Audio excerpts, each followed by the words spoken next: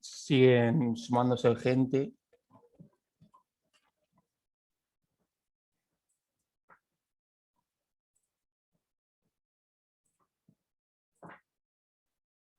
Bueno, ¿estás Mariano por ahí? Acá estamos. Bueno, Buenas tardes, chicos, chicas. ¿Cómo les va? En primer lugar, buenas tardes a todos y a todas los participantes.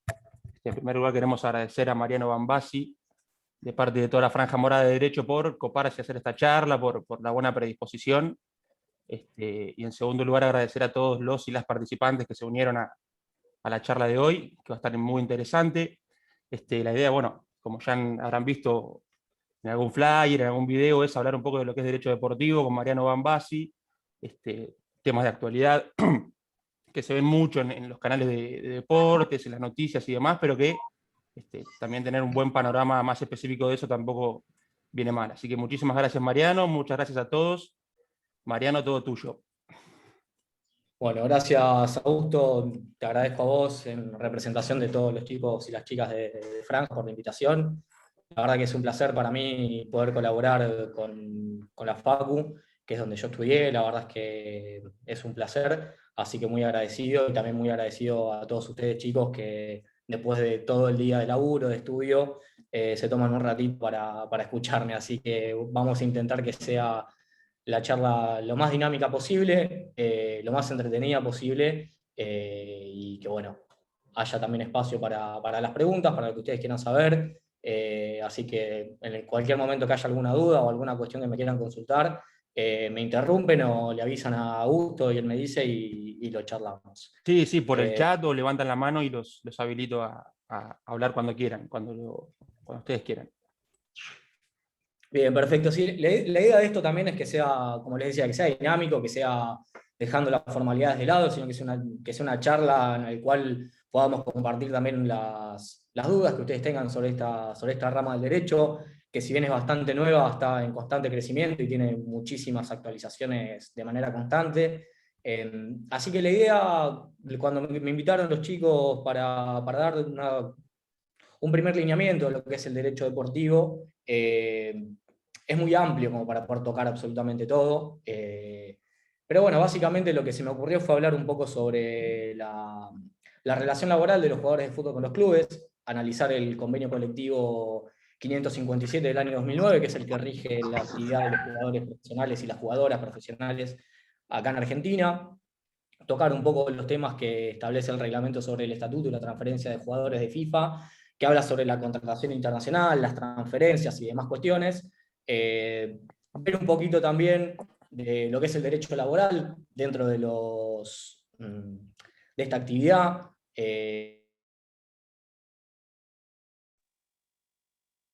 ¿Se me cortó? Sí, te había silenciado, pero ahí está. Sí, Ahí sí, está. ahí estamos. Seguimos. Bueno, ahora un poco también de lo que es la parte del derecho laboral, no solamente con las disposiciones que contempla el reglamento y el convenio, sino también ver cuestiones relacionadas con la actividad procesal, de cómo se lleva adelante los litigios y la procuración de las causas ante los órganos jurisdiccionales de FIFA, la Cámara de Resolución de Disputas y la Comisión del Estatuto del Jugador. Y otro de los temas que vi que podía llegar a ser interesante es ver las disposiciones especiales que tiene el convenio colectivo y el boletín especial 5717 de AFA para las jugadoras de fútbol profesional, cuestiones relacionadas con el embarazo, tener un poquito también para discutir el tema de la brecha salarial, de lo que cobran las jugadoras y de lo que cobran los jugadores, esto también para generar un poco de debate. Y por último, que vi que también había interés en tocar cómo se habían resuelto las disputas que habían surgido por el COVID-19 y la cancelación de los contratos por la falta de competencia. Esto vendría a ser un pantallazo general de lo que son todos los temas que vamos a tocar. Vamos avanzando ya con las diapositivas. Después, si las diapositivas les interesan, se las puedo pasar, no tengo ningún problema. Así que la idea es bueno, charlar un poquito sobre estos temas y generarles un poco también el interés en esta rama del derecho, y de así lograrlo, también los convoco para un seminario que damos nosotros en la facultad, en el segundo cuatrimestre, que es el seminario de Relaciones Jurídicas en el Deporte, en el cual se ven todos estos temas, obviamente con una complejidad y una profundidad mayor. Así que el desafío que tengo es generarles un poco de interés en el día de hoy para que el segundo cuatrimestre se sume. Bueno, terminando la intro de lo que va a ser la charla, les cuento más o menos cómo va a ser la estructura de la charla, en realidad, más que de la clase. Vamos a arrancar primero con el análisis del convenio colectivo de trabajo 557 del año 2009, firmado entre futbolistas argentinos agremiados en representación de los trabajadores y la Asociación del Fútbol Argentino en representación de la patronal, en este caso son los clubes de fútbol.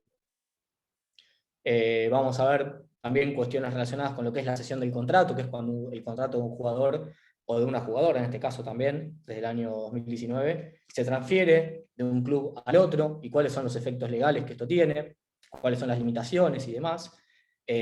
Vamos a ver después, como les decía, las disposiciones especiales para las jugadoras, relacionadas sobre todo con las licencias por embarazo, y la reanudación después, una vez dada de alta la jugadora para que se pueda unir a un nuevo club. Después vamos a ver el tema de lo que es el procedimiento de intimación, los efectos de la declaración de la libertad de acción y las indemnizaciones contempladas, la diferencia que mantenían con el convenio colectivo anterior, que es del año 75.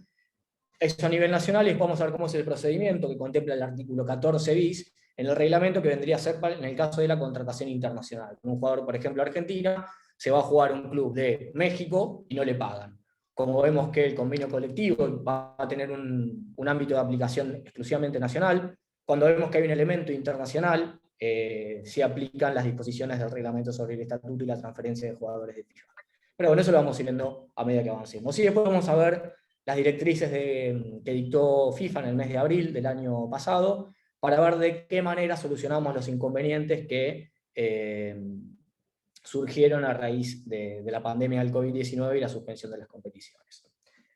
Se van a ver dos cuestiones puntuales, que son el vencimiento de los contratos y los nuevos contratos. Cuando avancemos van a entender por qué lo planteé de esa manera, y los contratos que no se pueden cumplir como las partes habían previsto. Hay también cierta jurisprudencia de casos que llevé adelante en FIFA, en la Cámara de Resolución de Disputas, con una sentencia que vamos a leer para ver cómo estas disposiciones y estas directrices que estableció FIFA, cómo se da después esta interpretación y esta aplicación en un caso concreto. Así que bueno, vamos avanzando. Como les digo, cualquier duda que tengan, me interrumpen, hablan ustedes o le mandan la pregunta a Augusto y seguimos. ¿Les parece? Vamos a arrancar. Todo bien. Bueno, en primer lugar, lo que tenemos que determinar es quiénes son los futbolistas profesionales. Y para eso tenemos ciertas pautas interpretativas. El convenio colectivo de trabajo, al igual que el reglamento sobre el estatuto y la transferencia de jugadores en su artículo 2, nos dice quiénes van a ser los futbolistas profesionales, para darle un marco legal a la actividad que desarrollan estas personas. Dice que va a ser considerado futbolista profesional aquel que se obligue por tiempo determinado a jugar al fútbol integrando equipos de una entidad deportiva que participe en torneos profesionales a cambio de una remuneración. Esto podrá acreditarse por los medios autorizados por las leyes procesales y lo previsto en el artículo 23 de la Ley de Contrato de Trabajo, que establece la supremacía de la realidad. O sea que acá lo que tenemos como elemento principal es que el jugador de fútbol va a ser el que se obligue por tiempo determinado a jugar al fútbol integrando los equipos competitivos y representativos de una entidad afiliada de manera directa o indirecta a la Asociación del Fútbol Argentino. Acá lo que determina es que no va a ser considerado un jugador de fútbol profesional aquel jugador que se le pague una cantidad de dinero determinada si no tiene un contrato profesional, o si cobra, por ejemplo, menos de la cantidad establecida en la escala salarial que todos los años publica Futbolistas Argentinos Agremiados y AFA, que ahora la vamos a ver en la filmina que sigue. en la filmina, che, qué viejo. En la Está bien igual, página Silmina. para determinar cuáles son los que cobran. Por ejemplo, un jugador de fútbol que juega en la Liga de Chascomús o que juega en un torneo con amigos, pero cobra 10.000 pesos por partido, 5.000 pesos por partido, vamos a ver que la justicia ha entendido que no necesariamente ese jugador es considerado profesional. ¿Por qué? Porque le falta un elemento necesario que es un contrato registrado en la Asociación del Fútbol Argentino. A medida que vayamos viendo, después lo vamos a analizar. Pues tampoco quiero perder mucho tiempo con estas cosas porque si no, no vamos a poder avanzar. Pero para que se den una idea, se discutió durante mucho tiempo a nivel doctrinario y a nivel jurisprudencial si los jugadores de fútbol profesional eran o no eran trabajadores, por ejemplo.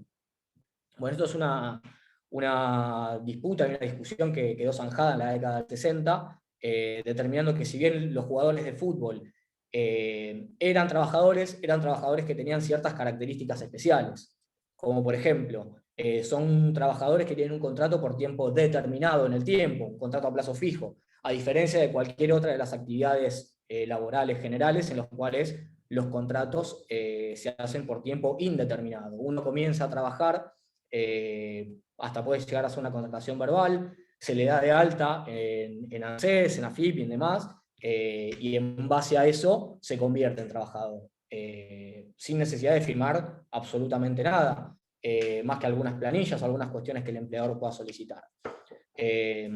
También otra de las características especiales que tienen los trabajadores de fútbol, en este caso los jugadores, es que tienen un vínculo de exclusividad con los clubes. ¿Por qué? Porque uno no puede jugar un sábado en San Lorenzo y el domingo jugar en River.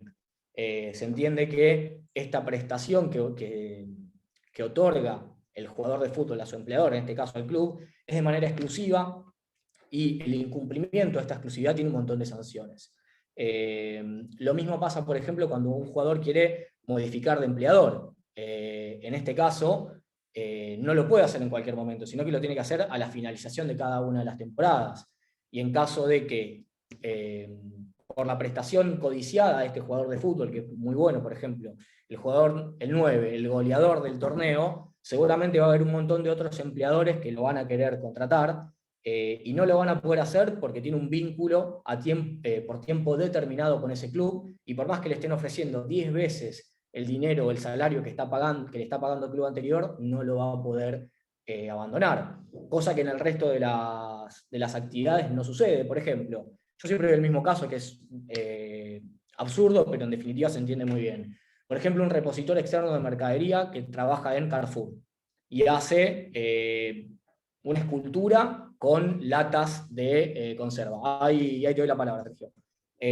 Si viene el presidente de Coto y le encanta a ese trabajador y quiere que haga un cisne con latas de choclo en su supermercado, directamente lo contrata y a lo sumo lo que va a tener que hacer este trabajador, como lo que contempla la ley de contrato de trabajo, es avisarle lo que se contempla como el preaviso, y al mes siguiente puede trabajar con el otro empleador.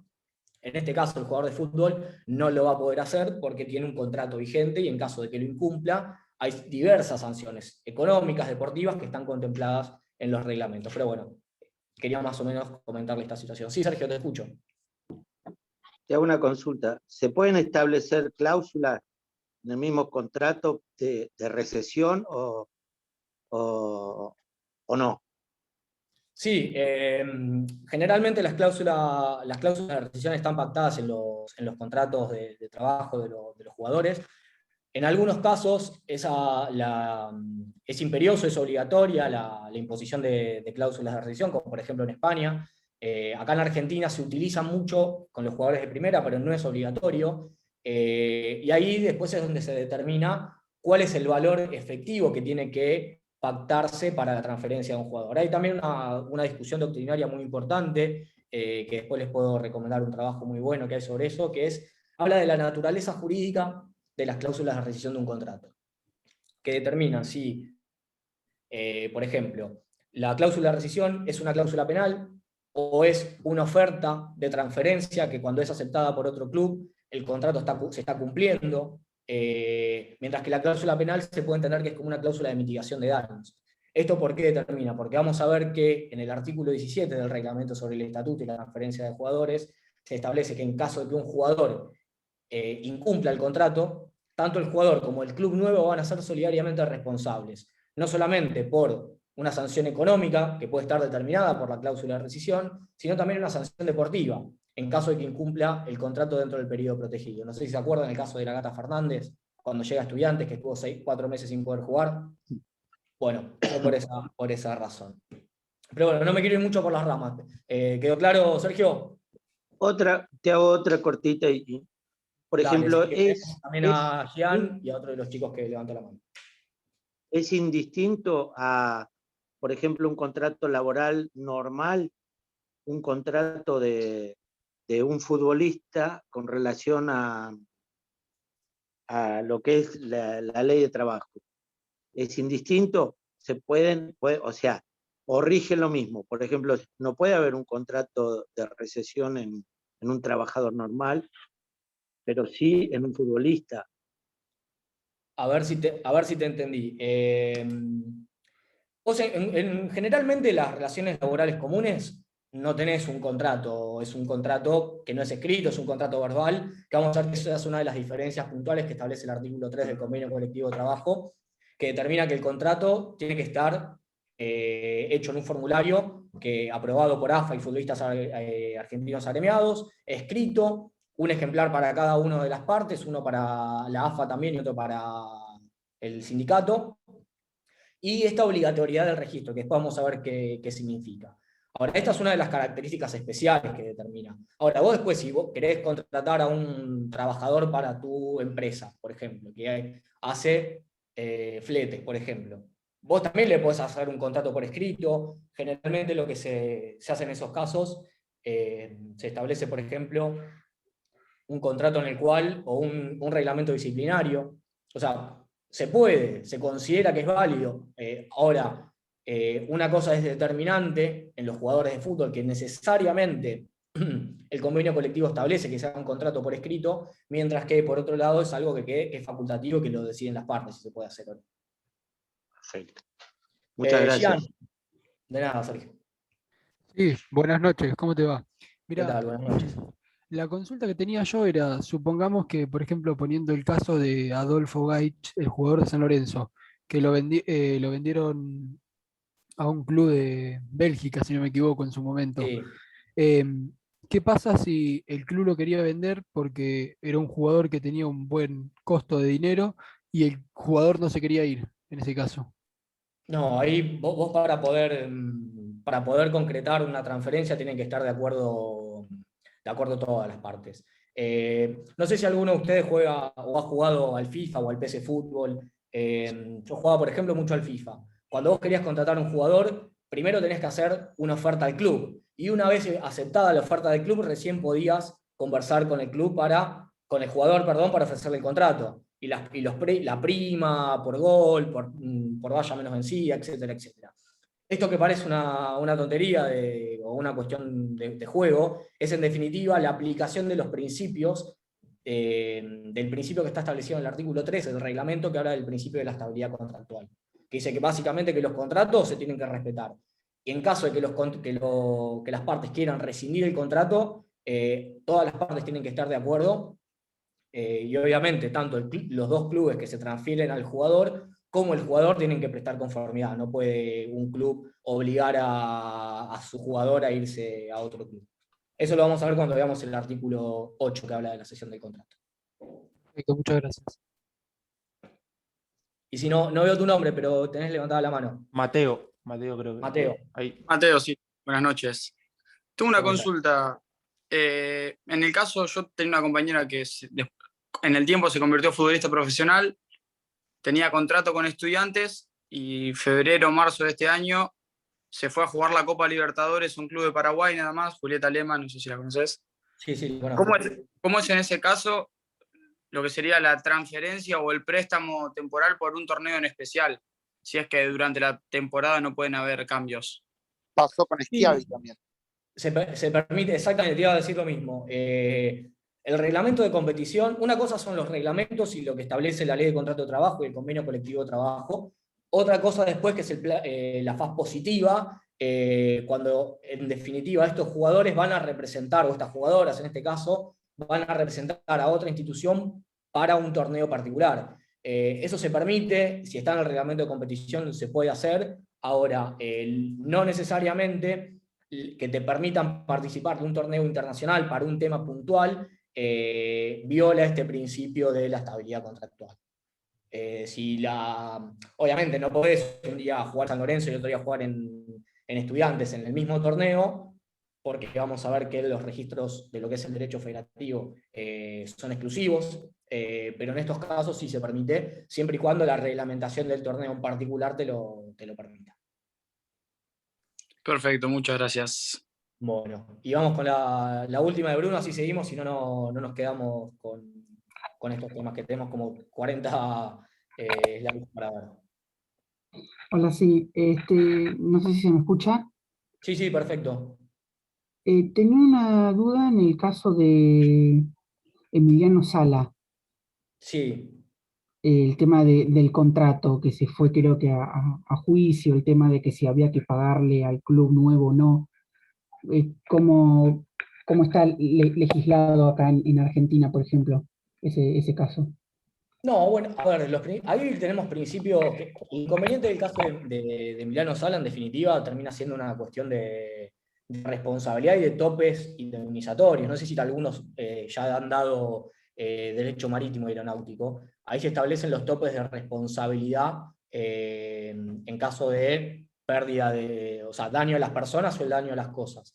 Ahí el inconveniente se dio porque lo que vendría a ser el armador de la aeronave, el que pone a disposición todos los medios para que se realice el viaje del punto A al punto B, tendría que haber contratado un seguro adicional porque lo que establece las reglas de la IATA, el protocolo de Montreal y todas las que se aplican a las disposiciones de los traslados de las personas y de las mercaderías por vía aérea, establece un límite o un tope de responsabilidad. Ahora, por el contrato que había firmado Emiliano Sala, el tope indemnizatorio creo que son 250.000 euros o 350.000 euros al valor vida, no llegaba a cubrir todas las prestaciones pendientes que tenían los dos clubes entre sí.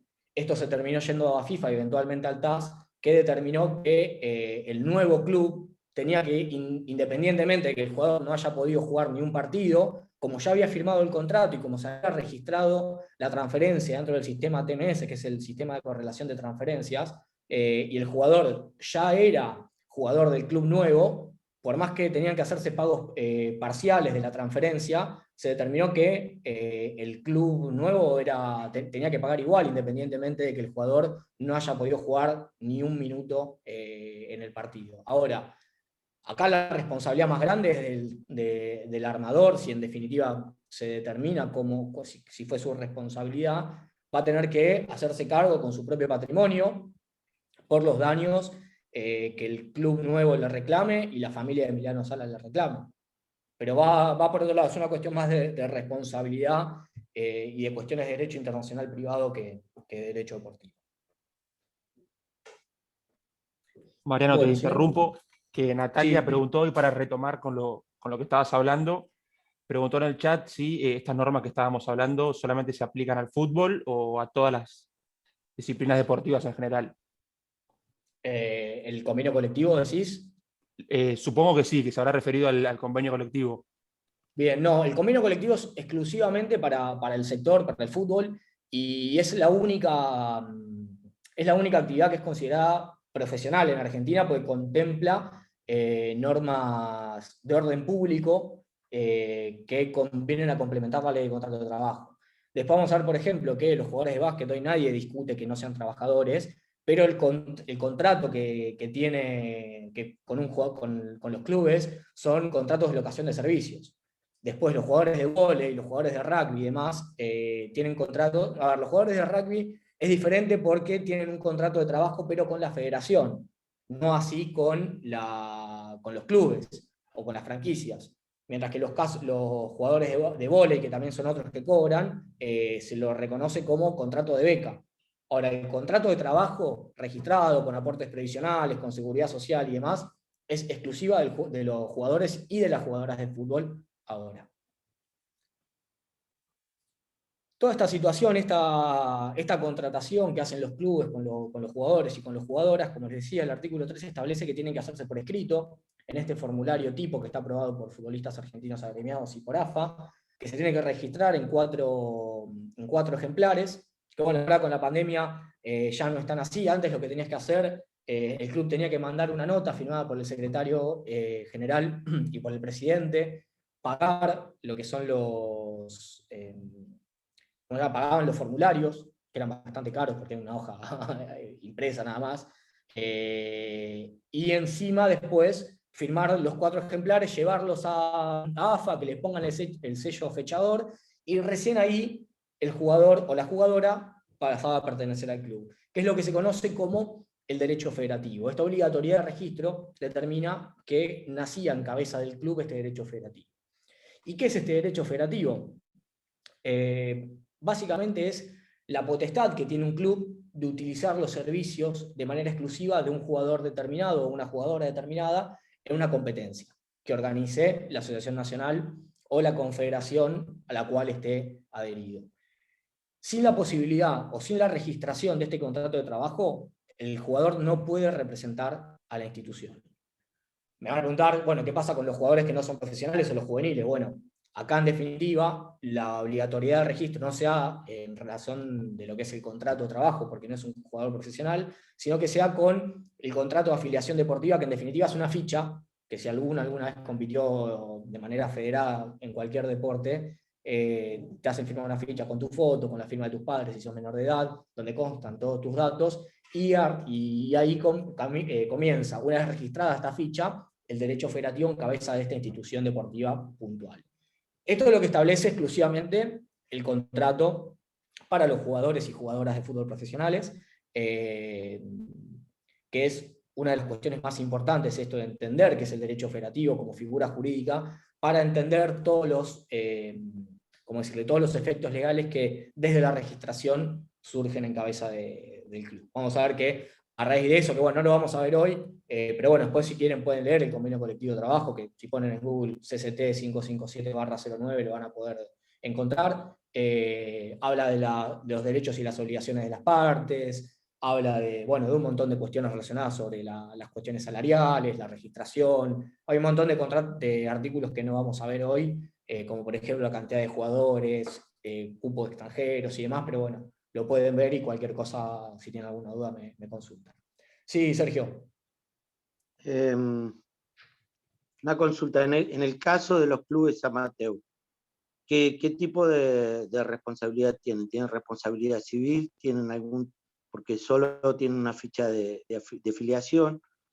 ¿Y qué tipo de seguro, de cobertura tienen esos jugadores al no tener un contrato, al no tener establecido o estar en el marco de un convenio de trabajo? No, los jugadores aficionados no, lo que el club debería contratar, yo no soy un especialista en seguros, pero en definitiva lo que tendría que contratar es un seguro de accidentes personales por una actividad que se reconoce como riesgosa. En el seminario damos una clase especial de responsabilidad civil en el deporte, tanto entre participantes, que hay un caso muy importante que es el caso de Piso con Camoranesi, en el cual se determinó una de las primeras condenas por lesiones entre participantes, pero básicamente lo que determina, y después también determina también la responsabilidad civil que tienen los organizadores para no solamente con los espectadores, sino también con los propios jugadores. Que hay casos de fallo mosca, hay muchos casos que determinan la responsabilidad del organizador también para con los espectadores, que habla de, para eso también los clubes contratan un seguro de responsabilidad civil, también, es solidariamente responsable tanto el club como el ente organizador, en este caso la AFA, es importante, pero en este caso puntual lo que determina es que si vos vas a jugar al fútbol, por ejemplo, vas a hacer boxeo, vos lo que estás haciendo, estás asumiendo un riesgo, sabés que es una actividad riesgosa, sabés que te podés lesionar. Ahora, si no hay algo que interrumpa este nexo causal, si vas a cabecear una pelota y el defensor te pone un codazo y te rompe la nariz a propósito, eso excede la asunción de riesgos. Ahora, si van 2 personas a trabar la pelota y uno termina lesionado, si no hay mala intención y está dentro de lo que son los reglamentos y las reglas de juego, básicamente lo que dice la ley, bueno, vos asumiste el riesgo que te podías lesionar, jodete, básicamente.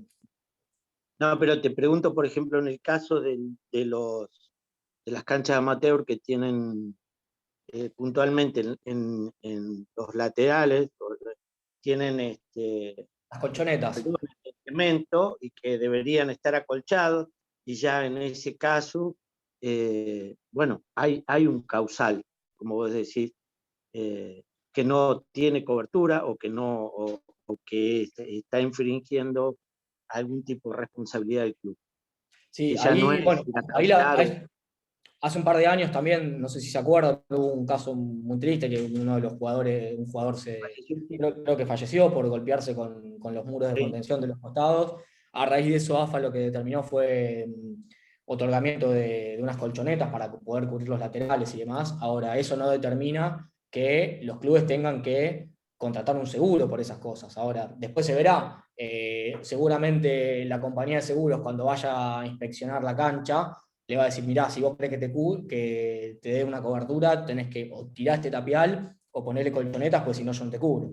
Es lo mismo que vas al contrato de seguro y te dice, no, mirá, si no tenés la BTV al día y no tenés registro, no te cubro. Ahora, en si el vos... caso procesal, perdona que te corte, en el caso procesal, ¿qué pasaría si muere un chico en el fútbol amateur por golpearse con un paredón? Y habría que ver puntualmente el caso, pero que esa, viste, la respuesta que los abogados hacemos siempre, y habría que ver el caso actual porque sería muy difícil decirte, pero en principio habría que ver si está en condiciones la cancha, cómo fueron las cuestiones que determinan el fallecimiento del menor, si hay responsabilidad de algún otro participante, son muchas cuestiones que habría que analizar. Pero bueno, básicamente lo que determina es que los atletas asumen un riesgo para participar y mientras esté dentro de lo que son las reglas de juego y demás, la responsabilidad no va a caer ni en el club ni en el competidor, sino en esta asunción de riesgos. Ahora, si hay algo que interrumpa esta contemplación, como por ejemplo que haya una persona que lo empuje para que se dé la cabeza contra el arco, bueno, ahí el responsable ya no va a ser el club, sino que va a ser la persona que haya empujado al competidor, básicamente. Ok, gracias. De nada. Bueno, esto es algo importante que les quiero mostrar, que es la escala salarial para esta temporada que estamos haciendo, que estamos atravesando. Esto determina que un jugador que firma un contrato profesional tiene que cobrar como mínimo estas cantidades dependiendo la divisional. Primera división, 45.300, primera B nacional, 37.700, primera B metropolitana y federal A, 31.300, primera C o federal B, 27.000, mientras que el fútbol femenino también va a cobrar 27.000 pesos. Sobre esto, me gustaría que hagan una reflexión, que es algo que bueno, yo lo he planteado en un par de lugares, me han salido con los tapones de punta, pero ¿qué les parece de esto? ¿Les parece genuino, por ejemplo, que un jugador de Boca como mínimo cobre 45.300 pesos y una jugadora de Boca, que también está en la primera división del fútbol femenino, cobre 27.000 pesos? ¿Les hace ruido? ¿Cómo ven esto? Y básicamente lo que viola es el hecho de igual salario por igual tarea, porque están haciendo la misma tarea, porque es exactamente la misma, y están cobrando un salario que además los jugadores, en el ejemplo que pusiste de la primera de Boca y de todos los que tienen primera, no cobran ese salario. Nos cobran 45.300. Pero ponele, si vamos a la escala salarial, lo que deberían cobrar es absolutamente injusto. En definitiva, también, esto que bien decías, Verónica, ¿no? Sí. Verónica, no veía tu nombre. Acá lo que nosotros analizamos, que es lo que debe determinar la ley, es un piso. Ahora, lo que a mí siempre me han dicho, tanto desde AFA, hasta desde el propio futbolistas argentinos agremiados, me han dicho que es imposible que una jugadora cobre lo mismo que un jugador porque no genera lo mismo el fútbol femenino, que termina siendo deficitario, que el fútbol masculino. Que yo lo entiendo, es un argumento importante. Ahora, nosotros desde la ley, desde el derecho laboral, a ver, nosotros lo discutimos en este ámbito de abogados y estudiantes de abogacía. Después, otra vez, yo doy clase, por ejemplo, a chicos que estudian gestión de entidades deportivas. Y cuando les digo eso, me quieren matar porque me dicen, no, claro, no hay plata, ¿cómo le vamos a pagar lo mismo si no genera lo mismo? Ahora, acá que estamos analizando cuestiones relacionadas con lo que establece el ordenamiento jurídico, no podemos establecer de manera tan tajante esta brecha salarial, porque es igual remuneración por igual tarea, es la misma división, el mismo club, y que están en primera división. Hoy tenemos primera, segunda y tercera división del fútbol femenino. Yo es algo que lo vengo planteando desde un primer momento, pero bueno, hoy la situación está determinada de esta manera y me parece que en algún momento se va a modificar, o debería modificarse, pero bueno, todavía parece que estamos lejos. Pero bueno, quería saber qué pensaban ustedes respecto a esto. Sí, no veo los nombres. No es igual, sino que está a la altura de la primera C, o sea, no está ni en B, está bien minimizado.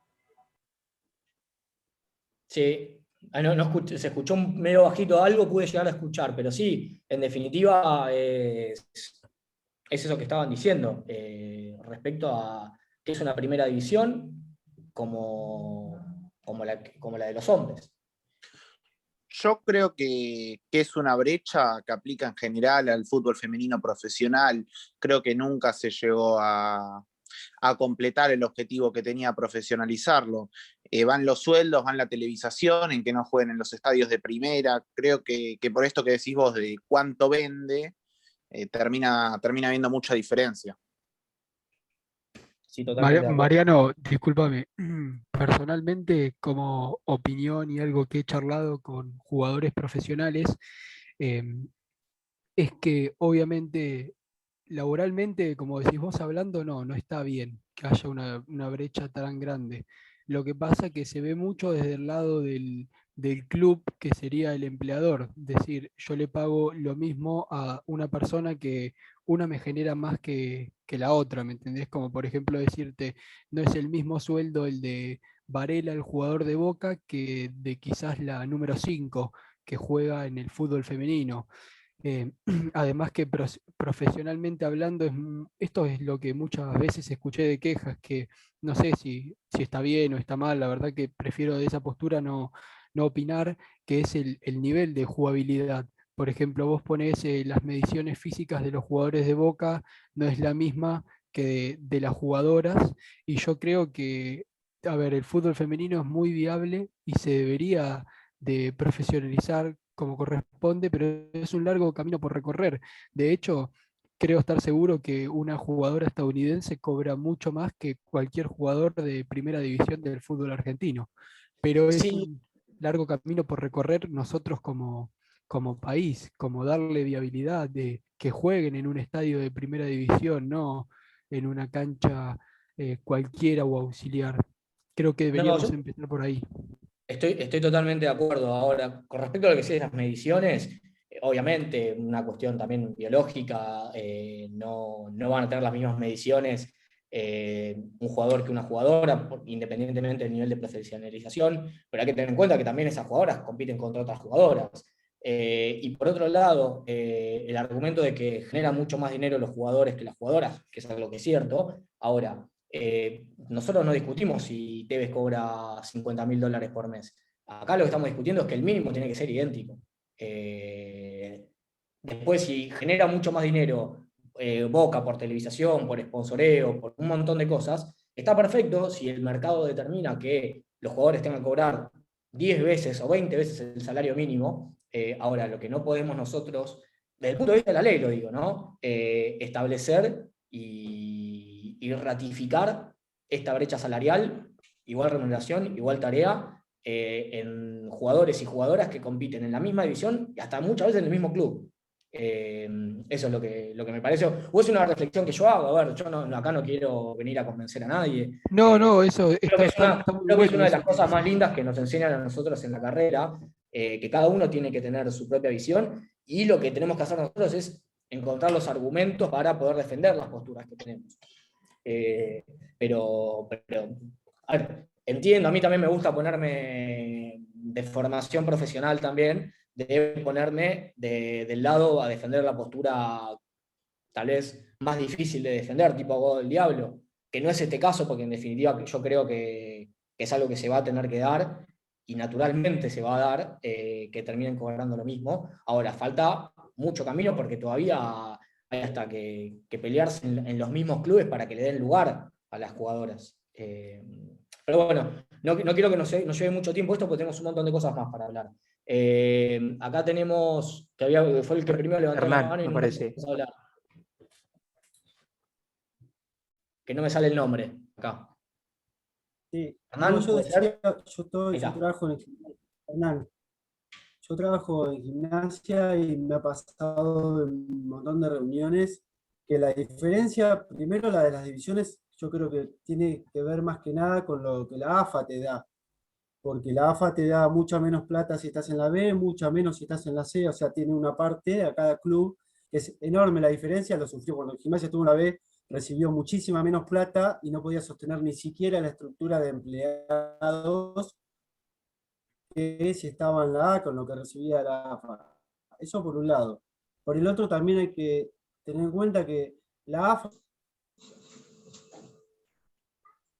no solamente no se vendería, esto no es discriminativo, sino que te digo, por la experiencia de las primeras entradas, le pone un tope bastante más bajo a las entradas, entonces hace que los clubes no puedan sostener al mismo nivel al fútbol femenino.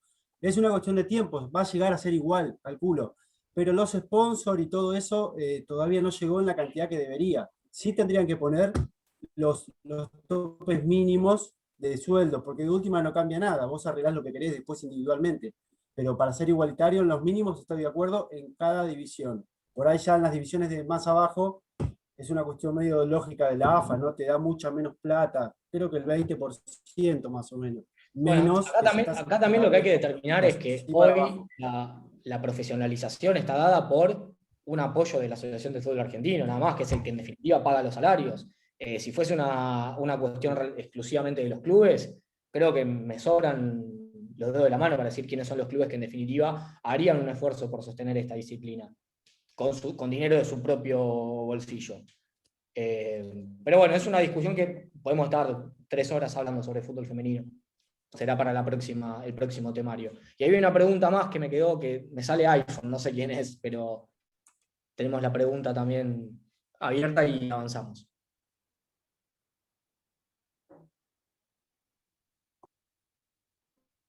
¿No? Bueno, seguimos entonces. Acá también, bueno, relacionado con esto que veníamos hablando, del tipo y los plazos de duración que tienen los contratos. Vamos a ver que hay dos grandes grupos de contratación dentro del convenio colectivo, que son el contrato a plazo fijo, que es el más común de todos, y el contrato profesional promocional. El contrato a plazo fijo, que es el común, que determina la contratación por parte de un club, de un jugador, de una jugadora, que establece una duración mínima de 1 año o de una temporada y un máximo de 5 años.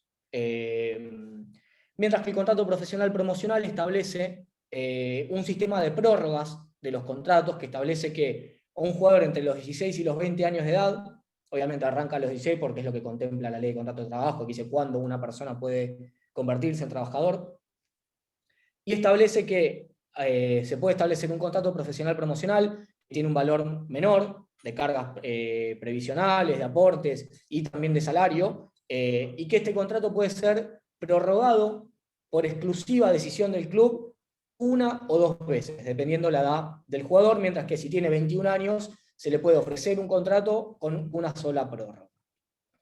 Este sistema de prórrogas tiene esta constitucionalidad discutida. ¿Por qué? Porque ¿cómo puede ser que si a vos te ofrecen un contrato y vos lo aceptás, pueden estar durante 2 años prorrogándotelo, pagándote lo que determina el acuerdo entre futbolistas argentinos agremiados y AFA? Cuando vos capaz debutaste a los 16 años en Independiente, como le pasó al Kun Agüero, y te quiere venir a comprar el Atlético Madrid y te ofrece una cantidad de dinero exorbitante. Y vos tenés que estar durante 2 años más porque el club te obliga, independientemente de tu consentimiento, a seguir prorrogando este contrato. Bueno, este sistema de prórrogas viene siendo discutido en el convenio colectivo del año 2009, se discutió, se mantuvo la postura de los clubes de la posibilidad de prorrogar estos contratos, pero esto se venía discutiendo no solamente en Argentina, sino en un montón de lugares, hasta que en el año 2005 hay un laudo del TAS, que es el Tribunal Arbitral del Deporte,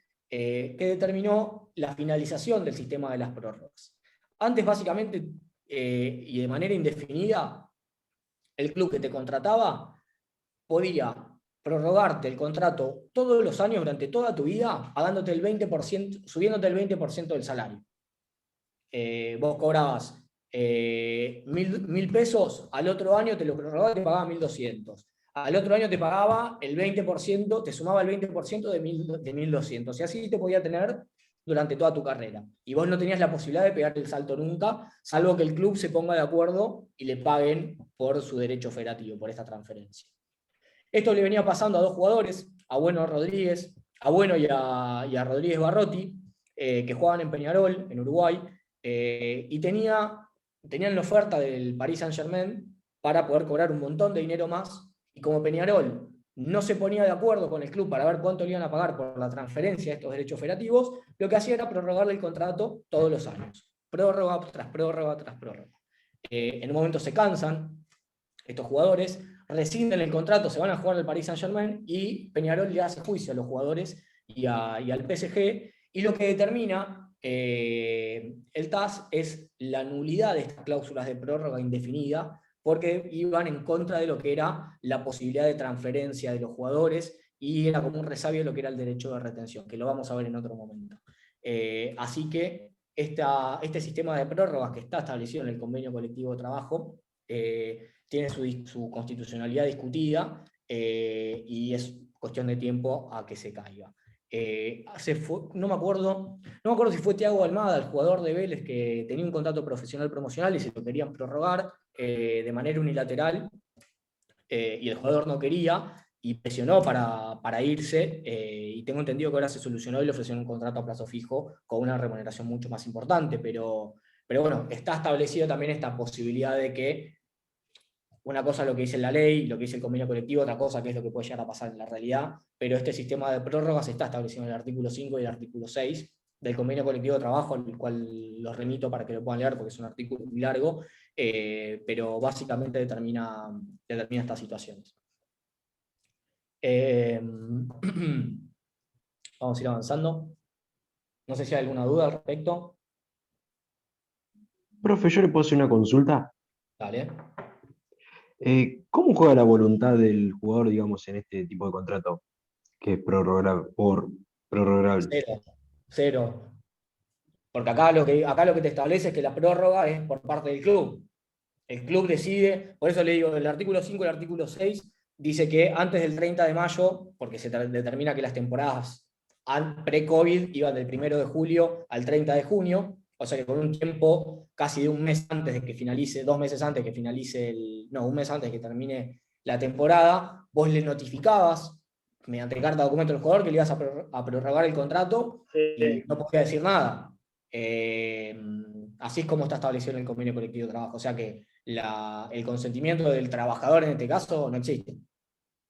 Por eso es esta constitucionalidad discutida, como veníamos hablando. Porque si está de acuerdo el jugador, no hay ningún problema, está perfecto. Ahora, si el jugador no quiere y se lo prorrogás igual, ahí es donde surge el conflicto. Bien. El artículo 8, que también es otro de los casos, de los artículos más ricos que tiene este convenio colectivo de trabajo. ¿Cómo venimos horario? Bueno, vamos a meterle porque venimos medio atrasados. Habla de los efectos de la cesión del contrato de trabajo del jugador de fútbol.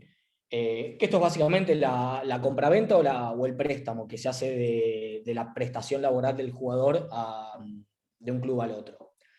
Acá determina que el jugador, en caso de que se transfiera su derecho federativo en un contrato de trabajo, en realidad está mal dicho la cesión del contrato, porque el contrato nunca se transfiere.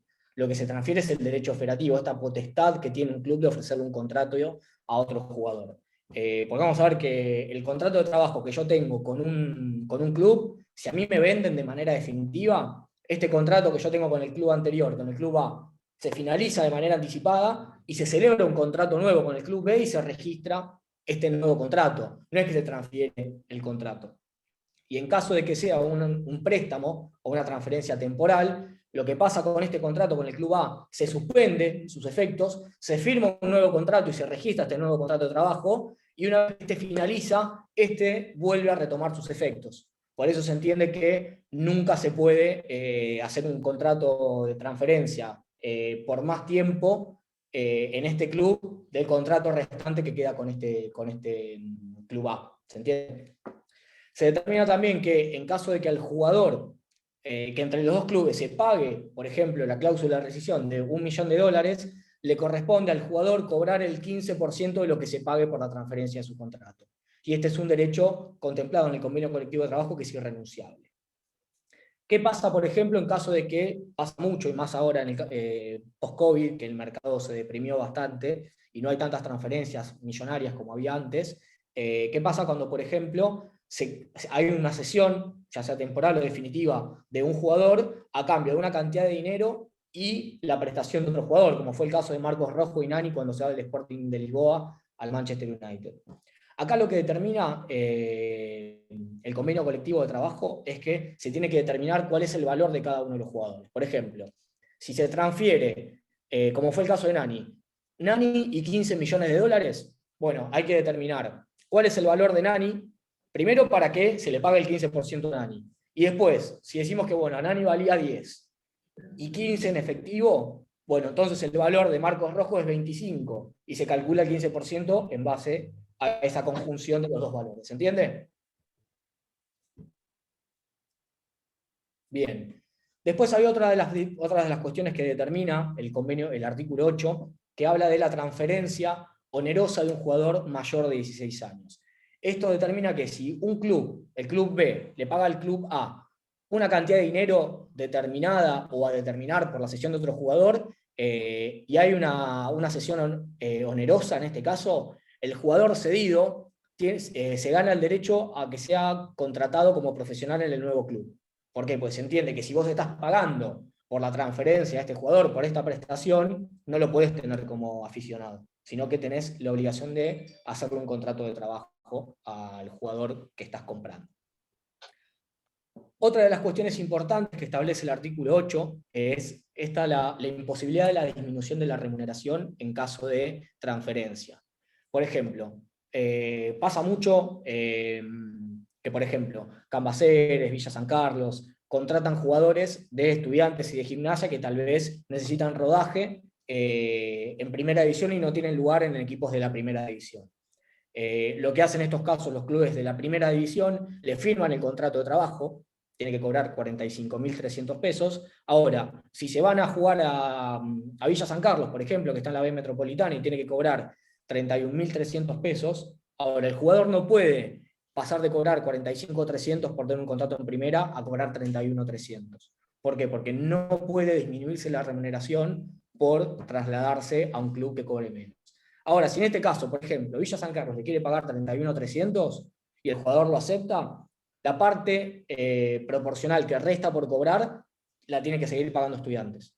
El jugador, una vez que firma un contrato por 45.300, no puede disminuir su remuneración por más que se vaya a un club inferior. Y en caso de que pase al revés, que ya no pasa, pero un jugador está en la primera B Metropolitana, cobra 31.300 y se va a préstamo 6 meses a un club de primera división y cobra 45.300, cuando regresa a su club de origen va a tener que seguir cobrando esos 45.300. ¿Por qué? Porque no puede existir una disminución de la remuneración en razón de la cesión del contrato.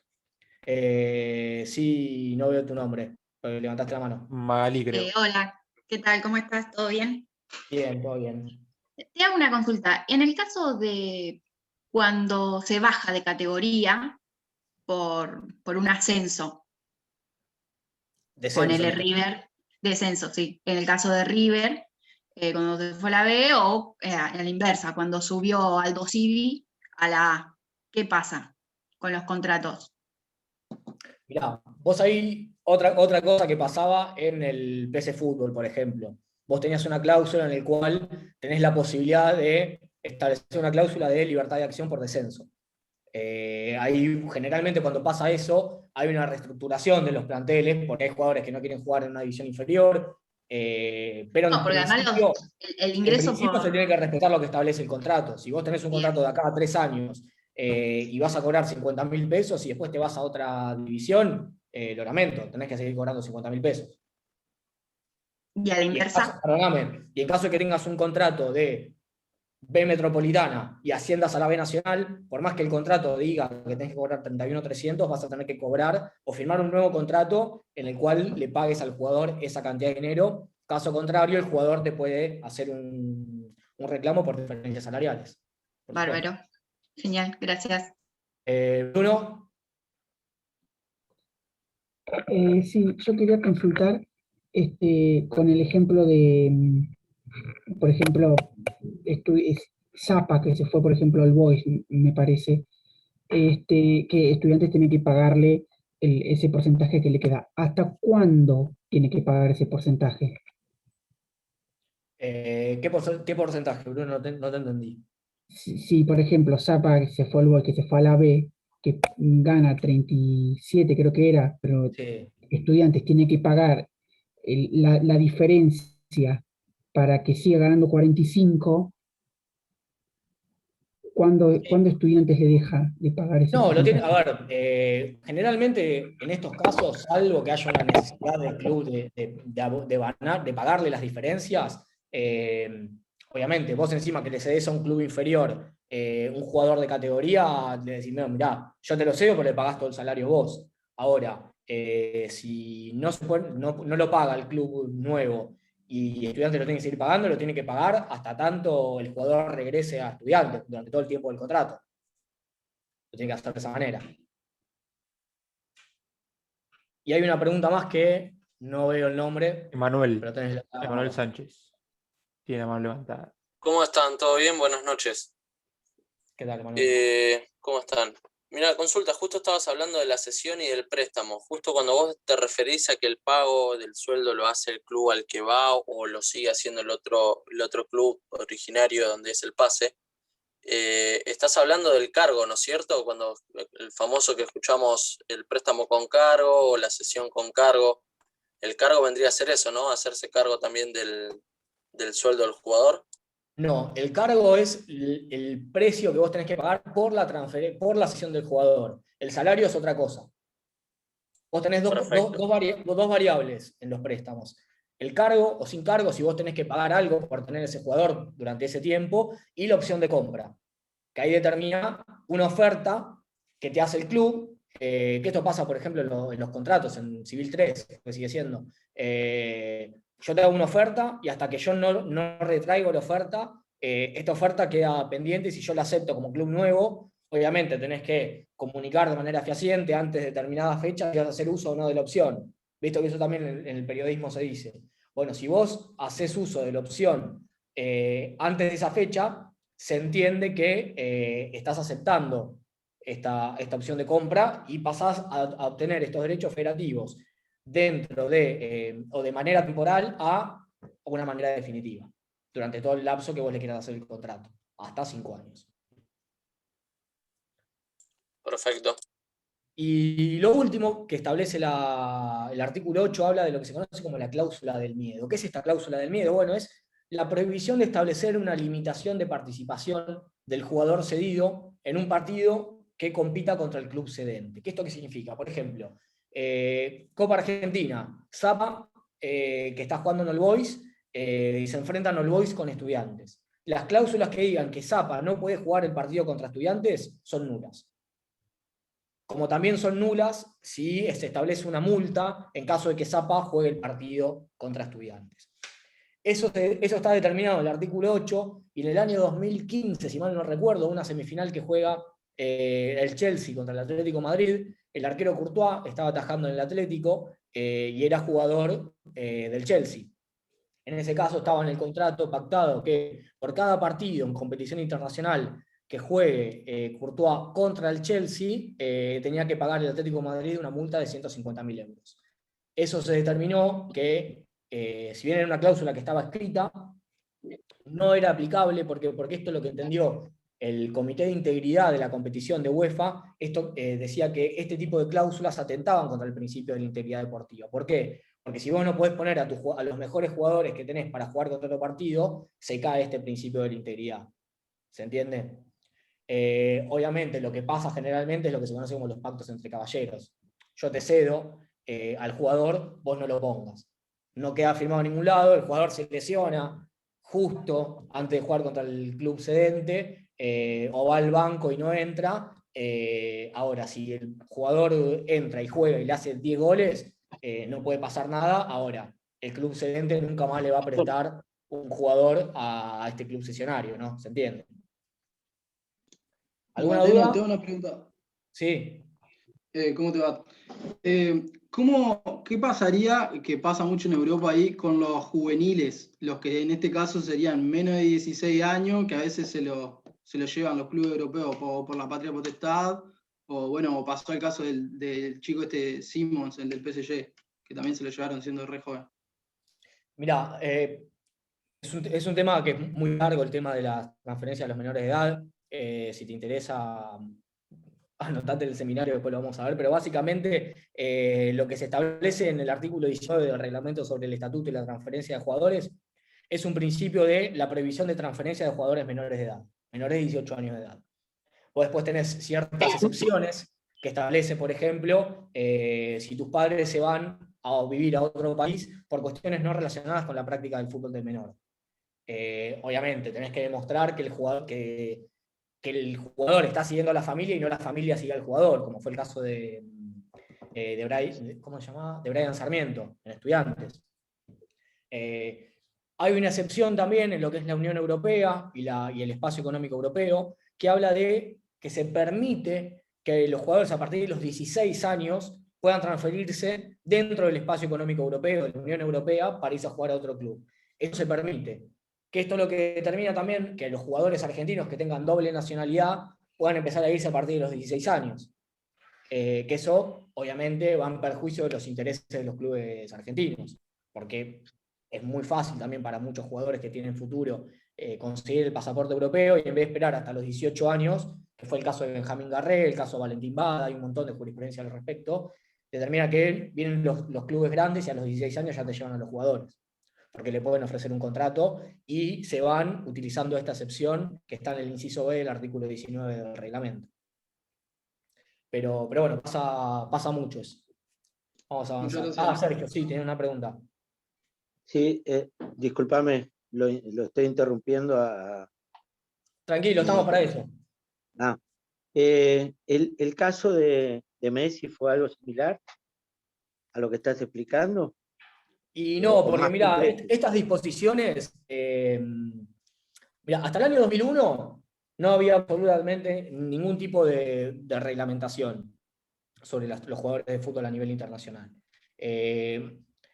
Estas disposiciones que empiezan a limitar las transferencias de los jugadores menores de edad arrancan en el año 2009.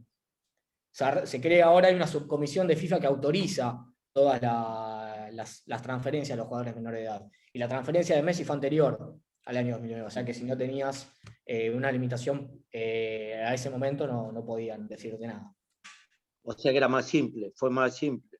Ahora es mucho más complicado. Si bien hay muchas transferencias de jugadores menores de edad, hay un reporte del sistema TMS que publica todos los años FIFA, que dice que te demuestra que las transferencias de jugadores de 18 años, si bien en principio están prohibidas, hay un montón de transferencias que se hacen todos los años de jugadores menores de edad, utilizando todas estas excepciones que hay, que bueno, que en algún momento, si me vuelven a convocar los chicos de Franja, podemos tener otra charla y hablamos sobre transferencias de menores de edad, porque es un tema interesantísimo y que hay un montón de jurisprudencia al respecto. Vamos a avanzar porque nos estamos quedando casi sin tiempo, y no quiero dejar sin tocar un montón de temas súper interesantes que tenemos, pero bueno, este es el inconveniente también de querer tocar tantos temas en el día, que después, bueno, surge que como es un tema que resulta tan interesante y que no se ve en otra parte de la carrera, terminamos viendo 10 diapositivas de las 40 que había, pero bueno, podemos hacer otra reunión cuando quieran, no hay ningún problema. Acá básicamente lo que determina, lo que decía hoy, el boletín especial de AFA 5.717 del 31 de octubre de 2019 son las disposiciones especiales para las jugadoras, en relación con las licencias por embarazo. Lo que dice el boletín especial es que las futbolistas profesionales o aficionadas, como condición para encontrarse habilitadas para participar en cada partido, tienen que firmar antes del mismo una declaración jurada de no embarazo. Esta declaración, bueno, se mete también dentro de lo que es el sistema COMET, que es para habilitar a los jugadores y a las jugadoras. Tienen que determinar todos los partidos que no tienen que hacer una declaración jurada de que no están embarazadas. Obviamente bajo su propia responsabilidad.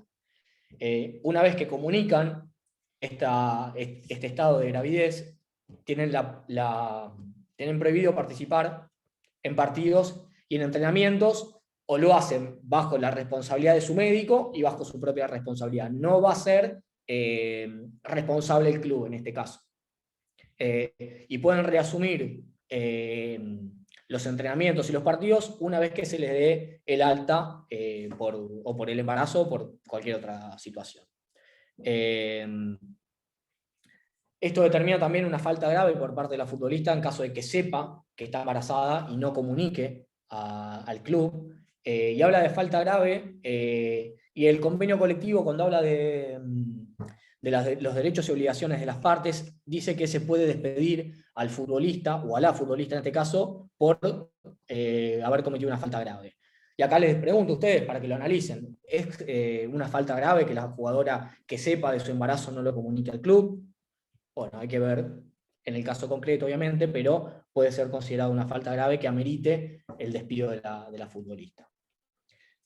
Bueno, esto es una de las cuestiones más importantes que establece el boletín 5717, que es un resabio también de lo que establecía el convenio colectivo, el CBA de la NBA de las mujeres, que dice que las mujeres tienen la posibilidad, mientras cursen su embarazo, de seguir, de mantener esta estabilidad de su empleo y que se les sigan pagando los salarios.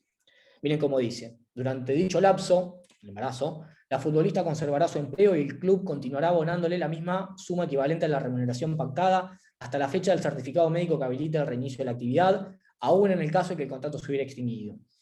Esto lo que hace es equiparar, obviamente con las diferencias, el estado de embarazo y la reasunción de la calidad para participar, o el alta médica, a lo que es una lesión. Por ejemplo, un jugador, el último partido de la temporada, y si termina su contrato, se rompe la rodilla y está 6 meses recuperándose, por más que no tenga contrato o el contrato se haya extinguido, el club, en este caso la RT contratada, le tiene que seguir pagando el salario hasta que termine su recuperación. En este caso pasa lo mismo. Determina que se asimila entonces el embarazo con una lesión, al solo efecto del pago de las remuneraciones y de seguir manteniendo la cobertura médica. Una pregunta, disculpe. Sí.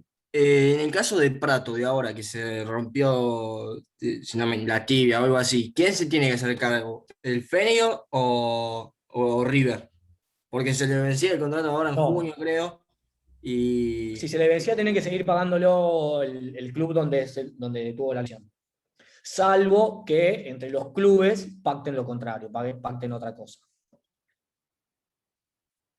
La RT en este caso, o el seguro contratado por el Feyenoord, debería pagarle el salario a Prato. Imagínate si vos contratás acá Patronal y tienes que pagarle el salario de Prato, que cobra $30.000 por mes, primero que la prima se le va a ir por las nubes a River, y además no tendría por qué, o sea, no hay una relación de causalidad entre la lesión que sufre con otro empleador que la tuya.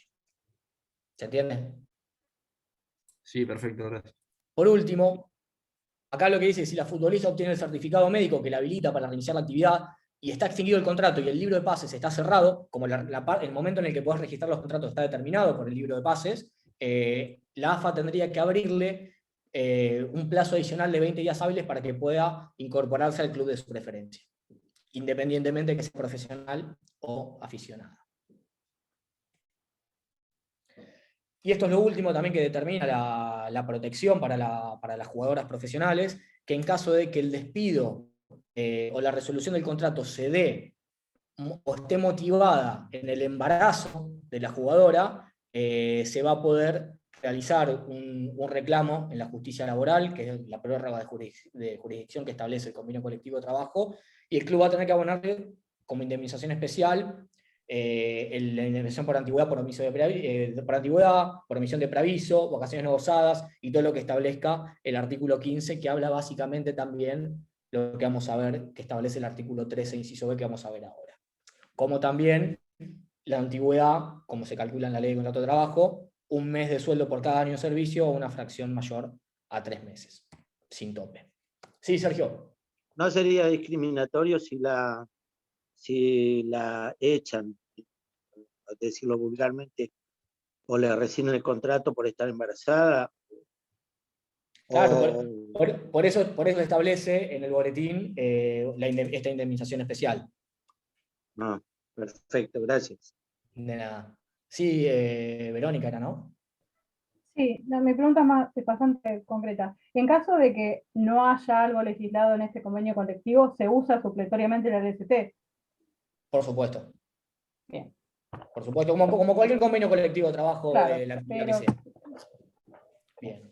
Acá vamos a ver uno de los temas más interesantes y más ricos que tiene el convenio colectivo de trabajo, que es el procedimiento para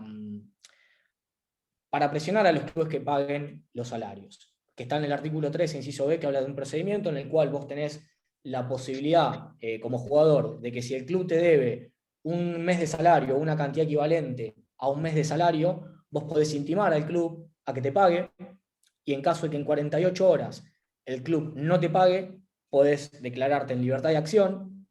La AFA debería rescindir este contrato y darte la posibilidad a vos para que reclames al jugador no solamente las remuneraciones adeudadas, sino también lo que se conoce como el valor residual del contrato, que esta es la indemnización especial que contempla. O sea que si vos tenés todavía 2 años más de contrato y el club te debe 1 mes o 2 meses, vos lo intimás, si en 48 horas no te paga, le podés cobrar este mes o 2 meses que te debe salario, más los 24 salarios que contempla tu contrato.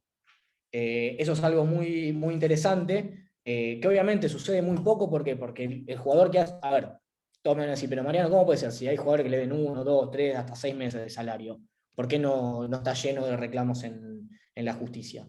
Y esto me lo han comentado jugadores que tengo como clientes que me dicen, mirá, si yo llego a intimar al club por esto, yo no juego más en ningún lado, paso automáticamente a ser un paria, porque todos los posibles empleadores van a saber que en la que se atrasen un poquito, que pasa siempre en todos los clubes, yo reclamo, así que no me va a querer contratar nadie. Acá hay una cosa muy importante que establece que esto es lo que dice: ante la falta de pago de 1 mes de sueldo, o uno de los premios pactados, o una parte de la prima, o del salario anual, del sueldo anual complementario, o de cualquier otro rubro remuneratorio, convenido en el contrato registrado, no. Esto, no sé si se acuerdan al principio, yo decía cuál era la diferencia entre este convenio actual y el 430 del año 75, el convenio anterior. Con el convenio colectivo anterior vos podías reclamar exclusivamente los rubros que estaban en el contrato registrado en AFA. Lo deben haber escuchado alguna vez. Generalmente los clubes celebran 2 contratos con los jugadores: el contrato de AFA, que es el que se registra, y un contrato privado, un contrato negro por cesión de derecho de imagen, reconocimiento por trayectoria, premios, etcétera, etcétera, objetivos, con la diferencia de que acá se contempla la mayor cantidad de las remuneraciones, y en este está generalmente el salario mínimo, capaz un poquito más, porque es poco creíble que Tevez cobre 45.300 pesos nada más. Ahora, antes de este nuevo convenio colectivo, vos podías reclamar bajo este sistema las cantidades que te debía en el contrato registrado. O sea que si te debían 2 meses, te pagaban 90.000 pesos y se terminaba. Y toda esta parte no la podías reclamar, tendrías que ir a la justicia ordinaria. Ahora lo que determina este convenio colectivo de trabajo es que en el artículo 13 puedes reclamar por las remuneraciones registradas como las no registradas. ¿Por qué se sigue haciendo esto? Entonces van a decir, y bueno, porque en este contrato se pagan cargas previsionales, aportes previsionales y demás cuestiones, como así también los jugadores, los clubes son agentes de retención y tienen que retener y pagar impuestos, como por ejemplo impuestos a las ganancias, en base a las remuneraciones pactadas.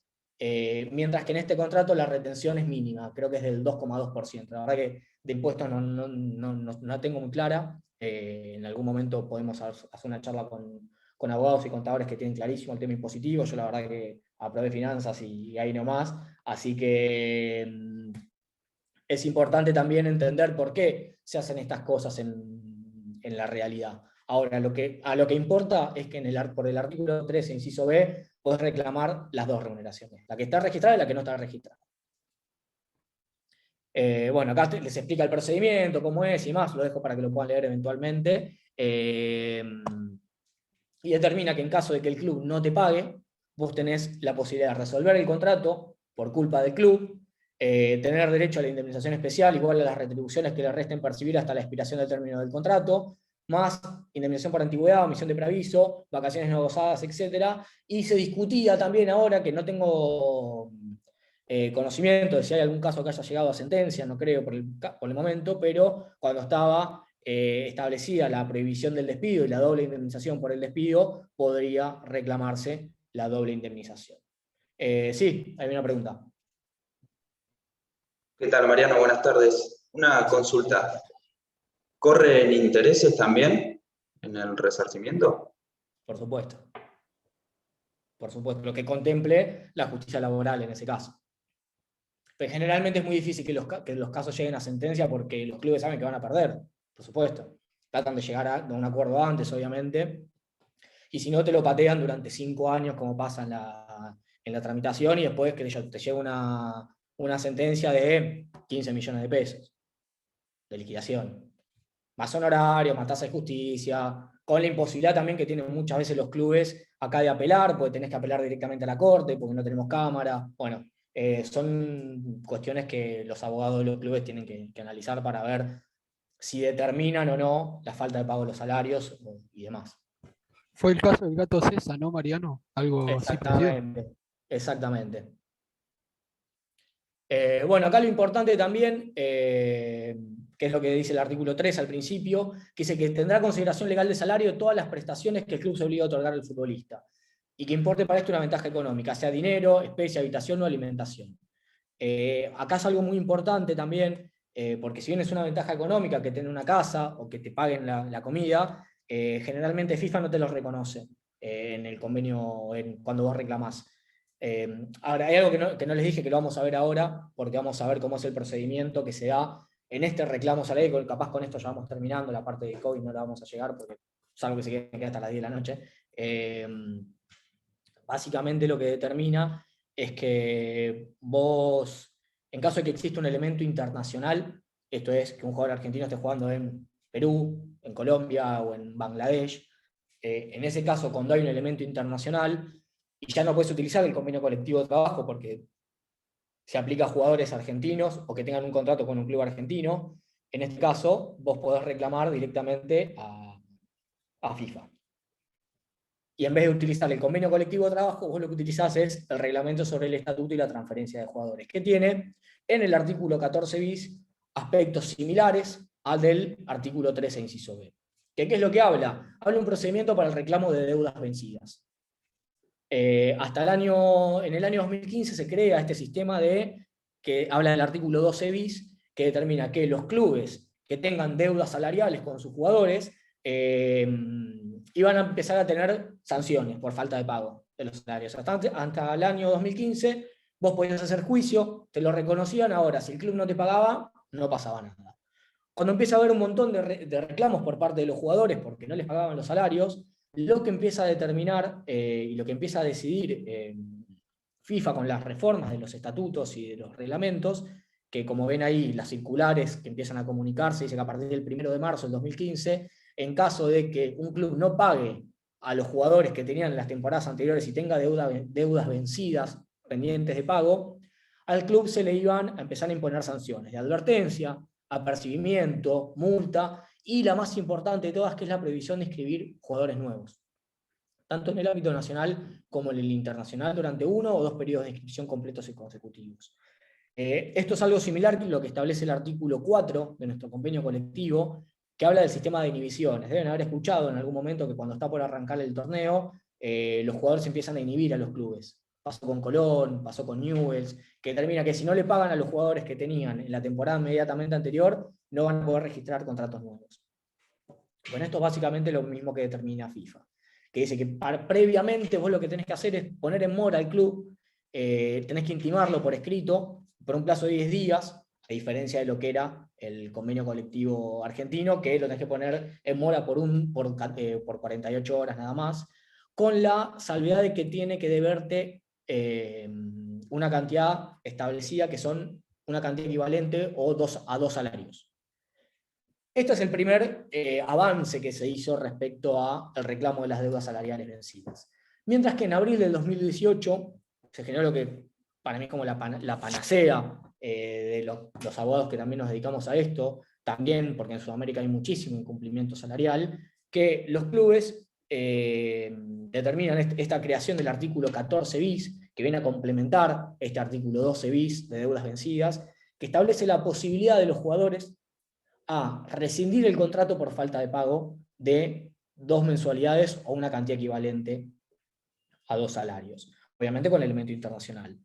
Establece este principio, o este procedimiento en realidad, de intimación y posterior rescisión contractual con causa, en caso de que existan salarios pendientes, y en este caso lo que tenés que hacer es intimar de manera previa, por escrito, en vez de por 10 días, por 15, y en caso de que pasen 15 días y el club no te pague, tenés la posibilidad de rescindir el contrato y reclamar el valor residual del contrato. Esto determina una gran cantidad de posibilidades de reclamo y de que los jugadores comiencen a reclamar por sus derechos, por sus salarios atrasados, y que FIFA les empiece a dar bola cuando reclaman los salarios. ¿Por qué? Porque antes generalmente el artículo 12 bis se modificó porque veíamos que en 3 años que nos cansábamos de mandar intimaciones, y después la sanción que le ponían así, le ponían un apercibimiento, una multa de $500, de $1000, y los clubes decían, mira, prefiero deberte $50.000 y pagar una multa de 1000 y seguir incorporando jugadores, y sigo haciendo esta bicicleta. Porque aparte, uno de los chicos me había preguntado, creo que Mauro, si había intereses. Bueno, FIFA contempla, como utiliza supletoriamente derecho suizo, el Código de las Obligaciones suizo determina que, salvo pacto en contrario, la tasa de interés es el 5% anual. O sea que si vos, acá en Sudamérica, que entre la inflación y demás cuestiones, el 5% de interés anual no existe, obviamente es en la moneda de pago, a los clubes les convenía no pagar y pagar intereses del 5% anual, y eventualmente cuando vendían un jugador cancelaban todo. Bueno, para que eso no suceda, se modifica este artículo, se crea el artículo 14 bis, que determina esto que vamos a leer. En caso de que, contraviniendo la legalidad, un club adeude a un jugador al menos 2 salarios mensuales vencidos, se considerará que el jugador tiene causa justificada para rescindir el contrato, siempre y cuando haya puesto en mora al club deudor por escrito y haya otorgado un plazo de al menos 15 días para cumplir con sus obligaciones económicas. En este sentido, podrán ser tomadas en cuenta las estipulaciones divergentes con anterior que consten en contratos ya existentes en el momento de entrar en vigor de la presente disposición. En caso de que los salarios cuya periodicidad no sea mensual, se calculará de manera prorrateada la cantidad equivalente a 2 meses. Lo mismo pasa, por ejemplo, si te den una prima. Cobrás $5.000 por mes y tenés una prima que te tienen que pagar por firmar el contrato de 20. Si no te pagan la prima, pero te tienen al día con los salarios, vos podés intimar y rescindir el contrato por la falta de pago de la prima. Después lo que determina es que si hay acuerdos, hay convenios colectivos negociados de forma válida que determinen otro plazo diferente, se van a tener a lo que establece el convenio colectivo. Que ahí yo les hago la pregunta, ¿qué principio se aplica? ¿Debería aplicarse el principio de la norma más favorable para el trabajador? Porque, por ejemplo, en Argentina vos tenés que esperar a que te deban un mes de salario e intimar por 48 horas. FIFA, regla general, te dice que tenés que esperar a que te deban 2 meses e intimar por 15 días. Pero, por ejemplo, Perú y Bolivia te dicen que tenés que esperar hasta 3 meses e intimar por 20 días. ¿Cuál conviene? Bueno, yo entiendo que indubio pro operario, utilizás el que te convenga. En caso de que no tengas otro que te convenga, utilizás el de FIFA. Esa es mi forma y así es como lo llevo adelante. Sí, hay una pregunta, no veo el nombre. ¿Qué tal, Mariano? De nuevo yo, Magali. Yendo por ahí un poco más a lo práctico, cuando uno intima al club bajo apercibimiento de, no sé si de iniciar acciones legales o demás, pero más que nada para cumplir el apercibimiento propiamente dicho. Intima como se hace en lo laboral normalmente, que se reenvía a FRIP, por ejemplo, telegrama, se le pone, no sé, remito copia a AFA, FIFA, el que fuera. Sí, a ver, ahí tenés que ver cuál es el ámbito de aplicación. Si es un club argentino, sí. Ahora, si es un club extranjero, es muy difícil. Ahora, generalmente lo que yo hago siempre es, también con un principio de cumplimiento, es, porque aparte tener en cuenta que, salvo que tengas acceso al sistema TMS, que hay una cuenta verificada del club, a mí me pasa que he tenido que intimar clubes de El Salvador, de Honduras, que tengo que buscar por Facebook a ver si tienen alguna dirección de correo electrónico. O por internet, y no hay. Así que generalmente lo que hago en esos casos, si tengo una dirección de correo electrónico que está en el contrato, mando a esa. Y en caso que no lo tenga, copio a la federación. En este caso, un jugador de Bolivia que le debe un salario, qué sé yo, comunicaciones, le manda a comunicaciones@hotmail.com y copia a la AFA. Así vos de esa manera estás enviando con copia, como que, pues si no decís, bueno, lo mandé a comunicaciones@hotmail, para mí era ese, y con eso cumple, y la gente de comunicaciones nunca se entera. Ahora, vos mandándoselo a AFA debería en principio poder comunicarse con el club en este caso, y decirle, che, mirá, te están intimando tal cosa. Es también una de las obligaciones que tiene la federación de intimar, de comunicar a sus miembros de las intimaciones que recibe. Y después, posteriormente, por una cuestión de principio de buena fe, reiterar. O al menos haría No eso es necesario. yo. No es necesario. No, el reglamento no te lo pide. A ver, a mí me ha pasado, por ejemplo, en caso de despidos verbales de directores técnicos. Yo mandaba 3 intimaciones. Obviamente, no por 10 días. Mandaba una intimación por 48 horas, otra por 72, y digo, mira, como último plazo te doy 72 horas. O ratificás o no ratificás. Y si no contestaban, bueno, por esto y por esto me considero despedido. Y ahí reclamaban. Ahora, los directores técnicos recién este año entran dentro del reglamento sobre el estatuto y la transferencia de jugadores. Antes no podías. Ahora, por una cuestión jurisprudencial, los técnicos y los asistentes técnicos entran dentro de FIFA. Ahora, un entrenador de arqueros o un preparador físico no. Tienen que ir a la justicia ordinaria. Bien. Gracias. De nada. Tengo una pregunta más. Profesor, no es una pregunta, yo me tengo que retirar porque tengo otra clase, pero Sí, ¿le puedo tranquilo, pedir un chicos, favor? vayan, no hay problema. Un favor enorme. ¿A dónde va a subir la grabación de la clase?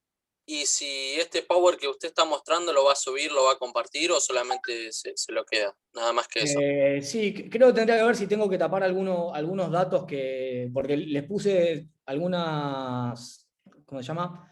Les copié extractos de algunas sentencias que yo tuve, tengo que ver si tengo que tapar los nombres y los montos, pero sí, después se lo paso a los chicos a gusto para que lo pueda subir, y no sé a dónde lo subirán, pero... Sí, bueno, la clase probablemente, si Mariano vos no tenés problema, la subamos al canal de YouTube. sí, por Seguramente la supuesto. subamos ahí para que la puedan rever, digamos. Vale. Perfecto, muy buena la clase, en serio, me encantó. Bueno, Un gracias, abrazo Antonio. grande. Nos vemos. Bueno, vamos a seguir a ver. No sé cómo vienen, chicos, están muy cansados. Yo lo que podría hacer, papá, tengo 80 millones todavía de diapositivas. Acá más o menos lo que les comentaba es la forma de la intimación, cómo notificar, bueno, esto que veníamos hablando recién con Magalí, la dirección de correo electrónico del TMS, lo que dice el contrato, lo que dicen los portales, esto más, y copiar a la Asociación Nacional. Esto básicamente son cuestiones más de procedimiento. Qué es lo que hay que acompañar, cómo se hace el traslado. Bueno, esto acá les dicen cómo es cómo es la cuestión procesal. Generalmente vos mandás la demanda, tenés que acompañar un poder de representación, tenés que acompañar también toda la documentación de la cual te quieras valer, el contrato y demás. Vos mandás todo, a eso le dan traslado a la federación y al club, a la dirección que tengan establecida, se le da un plazo de 20 días para responder. En caso de una cuestión formal, tenés que contestar demanda, proponer, a ver, proponer testigos o lo que quieras, todo por escrito. Efectivamente después se determinará si es necesario establecer una audiencia preliminar para las partes, o escuchar testigos. Después se establece lo que es, todo esto se utilizan las normas del arbitraje. Se establece que vos podés utilizar, dependiendo del monto del caso, un solo árbitro o 3, en caso de que supere el reclamo los 200.000 francos suizos, obligatoriamente tiene que haber 3 árbitros, sino que hay, y en caso de que no lo supere, solamente uno. Esto determina que sea mucho más ágil el sistema. Una vez finalizado la parte de demanda y contestación y eventualmente una reconvención, se cancela, o sea, se termina, etapa de principio de preclusión, te comunican el cierre de la investigación y una fecha de la toma de decisión, y eventualmente después te comunican esta decisión, que te dicen Cámara de Resolución de Disputas y demás, jugador tanto, al club demandado, bla, bla, bla, y ahí te determinan cómo es la Cámara. En este caso, por el monto, se tenía que establecer que tenía que haber 3 personas que tomen la decisión. Una vez que te comunican la decisión, tenés un plazo para solicitar los fundamentos. En caso de que pasen 10 días de la comunicación de la decisión y vos no pidas los fundamentos, perdés el derecho de apelar. En caso de que lo solicites, después, una vez que te lo comuniquen, tenés 21 días para presentar lo que se conoce como el statement of appeal, o ¿cómo se llama? O el recurso de apelación ante el TAS. Dependiendo qué parte defiendas, tenés que pagar un anticipo de costas procesales. Después, bueno, hasta el año pasado los únicos 2 idiomas oficiales eran el inglés y el francés, salvo acuerdo de partes, como pasa con el arbitraje. Ahora se establece también como idioma oficial el español, después de una pelea muy grande, y eventualmente se hace después un procedimiento de arbitraje ante el Tribunal Arbitral del Deporte, que eventualmente en algún otro momento lo vamos a analizar. Damos una clase especial en Derecho Internacional Privado, cuando hablamos de arbitraje, con Jorge Santi, con Analía Consolo. Si alguno está cursando, capaz este año lo vamos a poder dar. Básicamente, bueno, acá determina cuál es la decisión, la cantidad, esto es lo que les hablaba hoy. Estas son las cantidades adeudadas que determinaban con un porcentaje del 5% de interés anual hasta la fecha de efectivo pago. Esto es lo que determina que tenés que hacer las liquidaciones periódicas. Y acá te dicen cómo es el tema de para solicitar los fundamentos y eventualmente hacer el recurso de apelación. Y en caso de que quede firme la sentencia, vos tenés que comunicar una cuenta bancaria con el código SWIFT, el código ABA, todo lo que es necesario para las transferencias internacionales, y comunicárselo al club que haya perdido el caso en este caso puntual. Si pasados 45 días corridos desde la comunicación de la cuenta bancaria el club no paga, se pueden solicitar la aplicación de sanciones disciplinarias. Sanciones disciplinarias que pueden ser desde la multa hasta la imposibilidad de registrar nuevos contratos al club mientras dure el incumplimiento de esta decisión. Acá lo que le decía, en este caso puntual, el club no había pagado y determina San José fue solicitado, en este sentido hemos observado que no ha presentado tal documento, entonces informamos la previsión de inscribir nuevos jugadores, si se lo notifican al club y también a la Federación de Fútbol. ¿Para qué? Para que la Federación no le permita registrar contratos nuevos. Bueno, la verdad que nos quedamos sin tiempo, quiero que haya un poquito de espacio para las preguntas. Lamentablemente nos quedamos sin la posibilidad de ver estas cuestiones relativas al fútbol por el COVID, que básicamente lo que determinaba era la necesidad de que los clubes y los jugadores pacten la posibilidad de resolver los conflictos antes de acudir a la justicia ordinaria, antes de acudir a los órganos jurisdiccionales para resolver estos temas. Y ahí, bueno, este es el documento, que lo pueden leer, es bastante sencillito, pero bueno, no quiero que se nos haga muy, muy tarde. Nada, lo último, agradecerles por la paciencia en este ratito que tuvimos, espero que les haya resultado interesante. Ojalá que les genere un poco más de interés y puedan sumarse al seminario, y eventualmente si armamos otra charla con los chicos de Franja o de quien sea, bienvenido sea. A mí la verdad es que la docencia es algo que me apasiona y cuenten conmigo para lo que quieran. Después les quería dejar acá en la última diapositiva, mi dirección de correo electrónico y me parece que me hago autobombo, pero bueno, la cuenta de Twitter, porque en definitiva acá siempre hablamos sobre cuestiones de derecho deportivo. En Twitter hay muchísimos abogados que se dedican a esto y que comparten libremente su conocimiento, así que se utilizan esta red social, Chusmen, porque en definitiva es una forma muy, muy buena para estar actualizado con estas cosas, y bueno, es una forma también de estar en contacto por Twitter, por Instagram, por mail, por donde quieran, siempre a disposición para responder las dudas que tengan, chicos. Bueno, les agradezco por el tiempo y bueno, muchísimas gracias Mariano también por la predisposición, la verdad que muy interesante la charla. Quedaron varios temas sin tocar, así que veremos si podemos coordinar otro encuentro, recomendar a los, bueno, agradecer también a quienes se sumaron a la charla y recomendar que cursen el Seminario de Derecho Deportivo. Nos pueden hablar a cualquier militante de la franja para obtener más información al respecto y bueno, muchísimas gracias por participar a todos. Nos vemos. Buenísimo, chicos, muchas gracias. Adiós. Hasta luego. Chao, hasta luego. Muchas gracias, súper interesante. Muchas gracias, muy interesante. Buenas noches. Chao, hasta luego, gracias. muchas gracias.